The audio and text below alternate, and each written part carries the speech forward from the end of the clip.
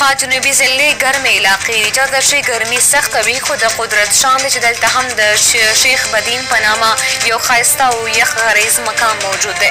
چېرته چې خلک سیل له راځي خو سړک یې د راتلو قابل نه دی. د شیخ بدین باکله خصوصي رپورټ د بولیټن برخه.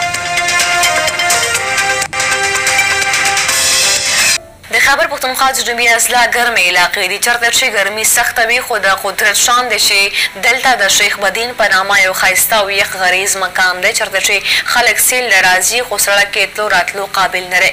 ګور د غلام اکبر دا رپورټ.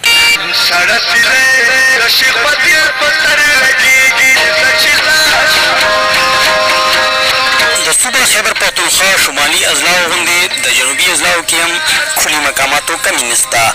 په جنوبي اضلاع کې شیخ بدین هم یو ښکلی صحت افزا مقام دی. شیخ بدین چې ډېر لوی تاریخي مقامات او عمارتونه دي خو حکومتي بېحسي او عدم توجه له وجې نه ختمېږي. حکومت ته دا پکار دي چې مطلب دې معاینه واخلي او جلد از جلد دا دوی چې ته مطلب راسي دا کار دې په شوري کې.